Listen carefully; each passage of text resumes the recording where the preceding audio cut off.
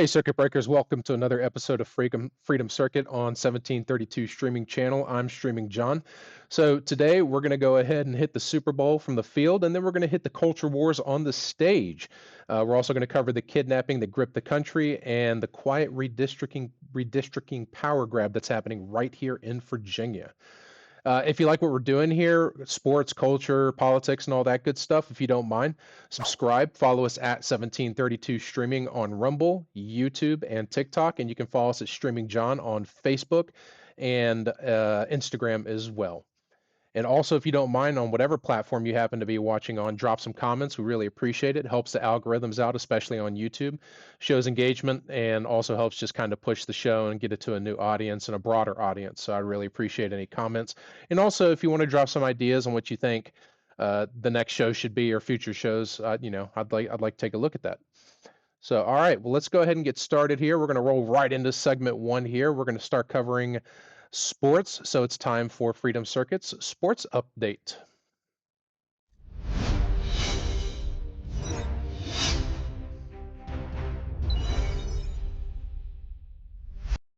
All right, I love having fun with my new animation. So let's go ahead and kick this off with the Freedom Circuit Sports Update. Super Bowl 60 is in the books, and the Seattle Seahawks are your champions after taking down the New England Patriots. 29-13, the Seahawks defense set the tone all night, keeping New England's young offense under pressure and never really letting them get comfortable on the big stage. So I don't know if y'all watched that game, but New England's defense didn't look that great. Offense, Seattle leaned on the run game and timely throws to control the clock and slowly wear the Patriots down. New England tried to mount a late push, but it was too late as the Seahawks closed it out and lifted the Lombardi Trophy at the end of the year. So I don't know. What do you guys think about the game? If you happen to watch any of it, let me know what you thought about it. So let's go off into Daytona or NASCAR. So Daytona update. Before we wrap up here, the Daytona 500 is coming this Sunday at Daytona International Speedway, the official opener to the 2026 NASCAR Cup Series. Kyle Busch is on the pole right now, with the dual races setting the rest of the starting order for what should be a wild speed week. So if you're a stock car fan, get ready for the first green flag of the year. And also, don't forget, drop your favorite driver in the comments. I'd appreciate it. My family, my son and my wife like Ty Gibbs. I like Denny Hamlin. Let me know who you guys like, and maybe we'll follow those guys a little bit too. So that's it for the Freedom Circuit Sports Update. Hope you liked it.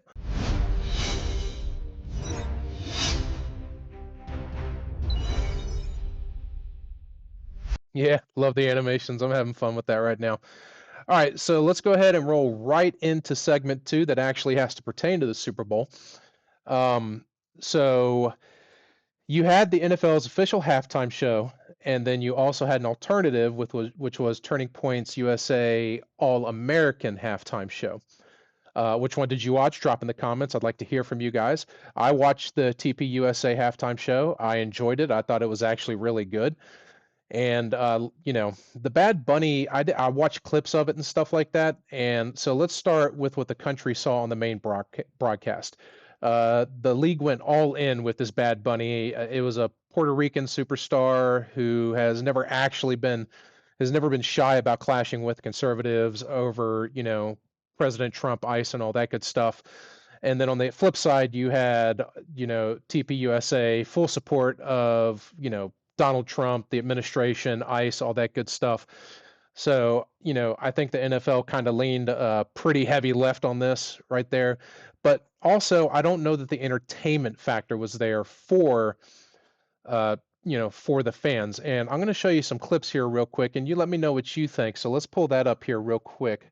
All right, so I got some clips here from the Super Bowl and from previous Super Bowls, and let me know what you guys think. It doesn't really look like the crowd is very engaged, probably because, most of America doesn't speak Spanish, but let's go ahead and take a look at that here real quick. All right, so this is at the Super Bowl here. Let me rewind it. By the way, it looks like this lady's watching TP USA. Look at that. Can't see anything going on. The crowd doesn't look engaged, doesn't look crazy. If you were at the Super Bowl, That's wild, right? So, that's ridiculous. Let's pull up And by the way, hat tip to this guy here, Benny Johnson. This is his clip on YouTube. So let's take a look at 2024. Okay, this is when Kid Rock did the Super Bowl halftime show.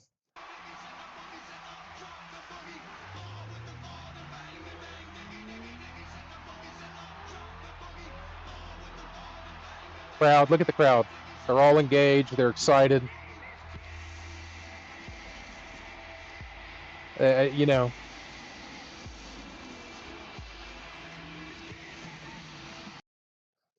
so there you go, guys. You have two different Super Bowl halftime shows going on there. Different types of Super Bowl halftime shows. And, it's kind of ridiculous. The Bad Bunny thing, fine. You want to celebrate Puerto Rican heritage and stuff like that. That's fine. I get it. That's cool. There are Puerto Ricans that live in the United States. But, you know, at the end of the day, NFL is an American sport. It's called American football, by the way. It's not called, European football, at least when it pertains to us. That's soccer. Nobody watches that crap anyways. But yeah, no, American football. So you should probably have a uniquely American halftime show, or at least one where people can listen and understand the lyrics. All right. And don't give me this crap that the United States doesn't have an official language. Yeah, I get it, whatever. But we speak English. All right. We speak the Queen's English here or whatever. But, at the end of the day, we speak English. We would like to have an English speaking halftime show. And it didn't look like it was that engaging. Now, there are stats out there right now that are saying that, according to the Nielsen TV group there that 100 I think it was 123 million were watching the Super Bowl and halftime show at that time. And you go back and you look at TPUSA, their live watching on YouTube only was 5 to 6 million watching during the halftime show. And then later on they came back out and said that the total views, now that's with Rumble, YouTube, I believe they broadcasted on OAN, I'm not 100% sure, is about 20 million views. So, you think about it, a lot of people were watching the Super Bowl, 123 million. And I believe that was the fourth watched halftime show since the Super Bowl's been around. Um, 20 million, that's a big shift, to people for the first time, right? This is the first time that somebody's done an alternative halftime show, an all-American halftime show, and they hit around 20 million. That's insane, right? I mean, that's a that's a very big first time viewership, and YouTube even said that that was their largest stream to date in their history so far. So, I think the numbers are in, and I think people would like to see an alternative, or at least see the NFL maybe go back to its grassroots. I'm not saying it has to be country music, right? Because a lot of the TPUSA was country music, but it doesn't have to be country music. But maybe it should be music that has to pertain to today. All right, I'm here to tell you that most of the United States is not listening to Puerto Rican singing, in that language. They're listening to music in English. So, maybe we need to get back to that NFL. I don't think that was a good play on their part. And at the end of the day, it's just the NFL being woke, right? They're pushing their agenda. NFL does this all the time. We know that. And if we keep up with alternatives and we show big viewership and alternatives, that'll either push the NFL into the right direction, or they'll just, lose viewership and lose money, which is the biggest way to make changes, hit them in the wallet. So that's kind of the halftime show there. Let's move into the next segment here. So the Nancy Guthrie kidnapping here. So I'm going to be honest with you. I'm not following this as much as I probably should, but I know it's kind of a big topic, so that's why we're going to cover it today. So as of, I believe today, we're past the 12 days at this point. Um, so let's start with the basics of what happened. As far as investigators have shared, Nancy lives in the foothills of um, Tucson, I believe, Tucson, Arizona. Sometime overnight on January 31st into the February 1st, something went wrong. She missed a planned phone call with her family, and they couldn't reach her. So relatives went to go check on the home. They found signs that she was there and that things weren't as they should be. That's when law enforcement got involved and very quickly began treating this as not a simple missing persons case, but likely an abduction. One of the most chilling pieces of the story so far is the security camera footage that you see from a Nest video camera at the front porch. You see a male of average height, average build, fully, decked out, hood, gloves, coat, all this good stuff. Looks like he's messing with the camera, putting like foliage on the camera. Obviously, I don't know if he's an expert. I probably would just use a spray can or something like that. But this guy is obviously, or they at least think he's connected to the event, and it's just chilling. It's actually kind of chilling footage to watch there, right? I mean, you see this guy on the camera, messing around with the camera, and obviously looks like he's about to do something bad. So investigators have been following up on every lead. I believe I read this morning they had 13,000 call-ins right now to the FBI, so that's obviously a lot of information to go through, and hopefully they catch this guy. And I hope that Nancy Guthrie is alive. Her daughter is the host of an I believe it's MSNBC or whatever they call themselves now, the Today Show or something like that. I can't remember if that's MSNBC. Obviously a left leaning, but that doesn't matter at the end of the day, right? This is somebody's mother, somebody's grandmother, and we want to know what happened to her. And I hope they find the guy, and I hope they do what's appropriate. And again, I hope that Nancy Guthrie is alive. This has been going on for a long time. I don't know what history shows, but I think she might not be alive. I don't know. What do you guys think? I mean, it's been going on for a long time. They've also got a lot of people that have been throwing in false ransom notes to try to get some money out of this, specifically asking for Bitcoin and stuff like that. They actually have arrested somebody as of this morning. That was actually breaking news. I don't have all the details on that. Doesn't appear to be connected to the kidnapping, might be taking advantage of the kidnapping, but we'll keep an eye on that and give updates as they come about. So, keep an eye on that, and prayers for Nancy's family. Hope she comes back home safely, and I hope she's still alive. I really do, and I hope they get this guy, man. Throw the book at him. This is unacceptable. At the end of the day, there has to be consequences for actions, and that's what conservatives are all about, are consequences. And you know what? If he murdered her, well, you know what I think. Take care of that guy, as far as I'm concerned. Um, there's also a substantial reward on the table right now. It's been up to $100,000 by the FBI, leading to finding Nancy. So if there's any information out there, of course, I don't have a lot of people watching the show, but hey, if you happen to know something, reach out to the FBI or call 911 and let them know what's going on. You give them your information, and maybe you get $100,000 out of it, at the end of the day, and get Nancy home, which is the most important part. So yeah, all right. So let's go into the next thing here. All right, so I want to bring this closer to home here. All right, so we're going to start talking about the Virginia gerrymandering that's taking place right now in Virginia. I actually got a request from one of my listeners. Hi, Mom. It was my mom. And she wanted to know a little bit more about gerrymandering. So I'm going to try to explain it the best that I possibly can. And I'll show you some actual visual examples of the way it is now and what is being proposed. Gerrymandering is the redrawing of districts, which is very important when it comes especially to the 2030 census down the road. So what they're hoping is by redrawing these districts, you can have more representation for one party when it comes to the U.S. House, the Congress. Especially when it comes to 2030. So if you redraw districts in a way, you can get more Democrat representation versus Republican representation. And let me show you exactly how that works. So let me pull that up here for you real quick on the big screen. And all right, here it is right here. All right, so right now, this picture right here is the current congressional map for the state of Virginia. And as you can see, now it's important to note that we voted for this as Virginians in 2020. So I believe it was 2020 or 2021, we voted for this current map here. And I'll pull it back up on the big screen here in just a second. And, basically to prevent what's taking place right now, we actually made this an amendment within the Virginia Constitution. So let's pull that back up here real quick. So this is the current congressional maps right now. And as you can see, it's fairly, it looks fairly decent, right? You're in blocks, all your districts in blocks. And of course you got a couple of, hangers and stuff like that, at the end of the day. But for the most part, this is what makes sense.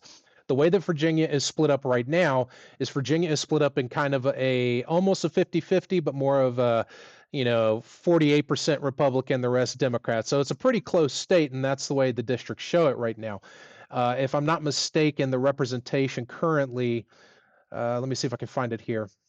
Yeah, so the current map is drawn 6 Democrats, 5 Republicans. So it's almost an even split with the Democrats having, the most representation right now as the current congressional map is drawn. Now, what the new map does is a little insidious here on the Democrats' part if they rammed us down our throats. So the other map, let me pull this up for you here on the big screen, and hopefully this will make sense to some of you guys. All right. So this is a totally different map than what we had before. Okay.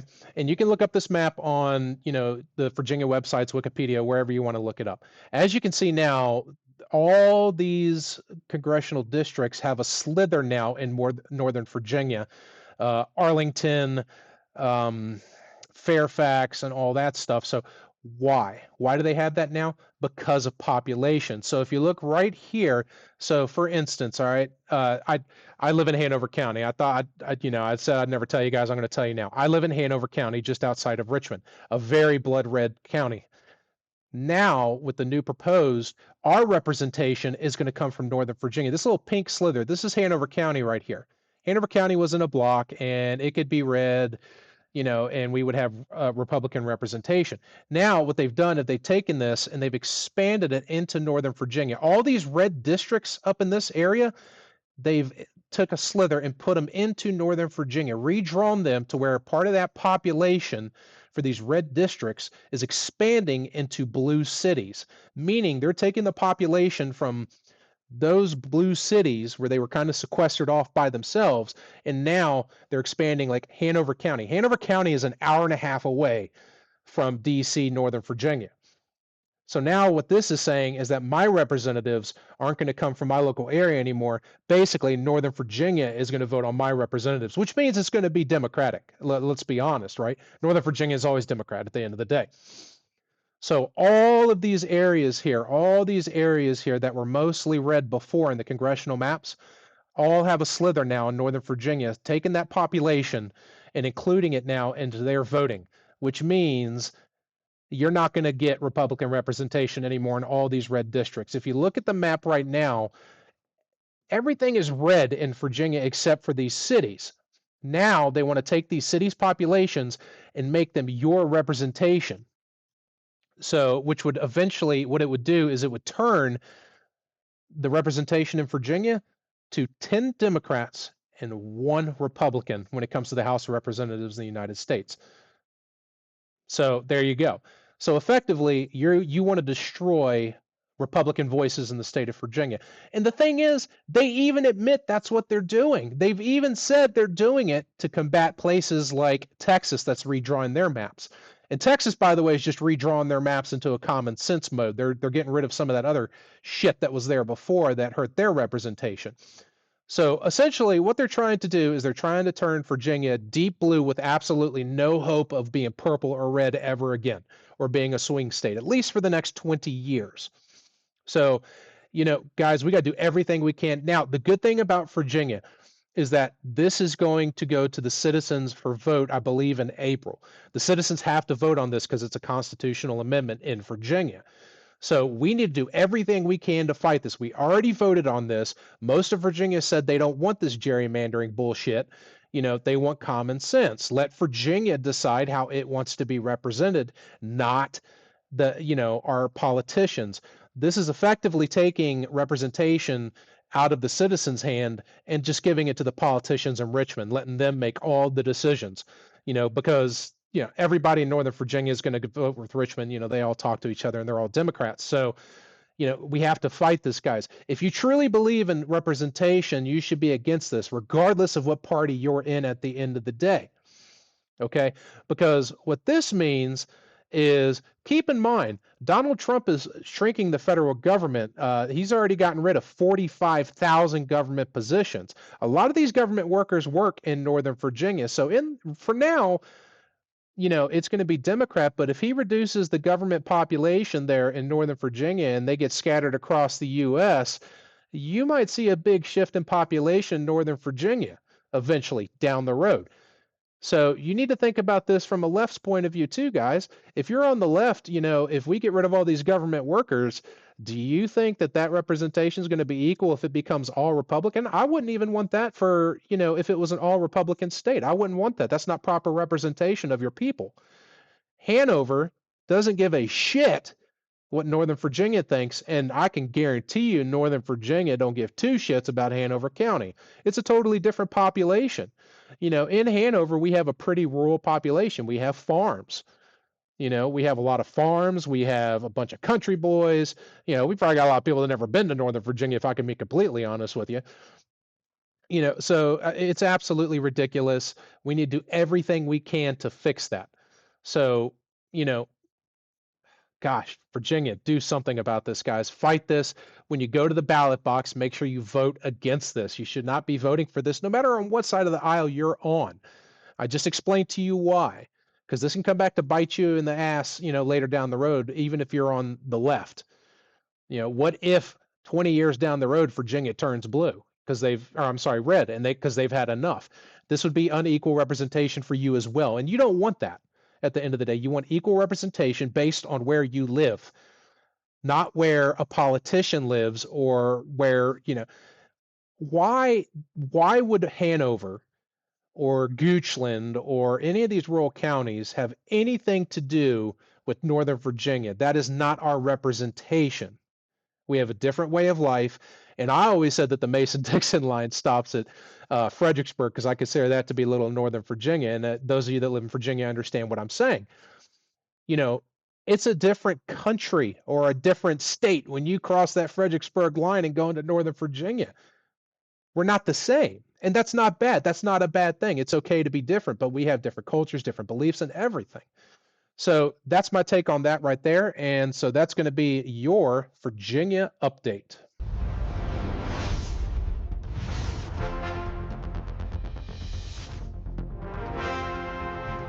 I really should have put that at the beginning of the segment there because it would have been way cooler, but I'll get it next time, so don't you worry. All right, guys, that's all the time we have today for our show. It's a little bit of a shorter show, but that's okay. I hope you guys don't mind. Don't forget to follow us if you don't mind. You can follow us at 1732 Streaming on Rumble and YouTube, as well as TikTok. And you can follow us at Streaming John on Facebook and Instagram. I really enjoyed talking to you guys today. And if you have any recommendations on the next show, drop some comments. And hey, if you're on the left, I want to hear from you too. I really do. My job here is to provide the facts as I see them, and you have an opportunity to speak and debate with me as well. I'll talk to you guys later. Keep your head on a swivel. Stay safe. Peace.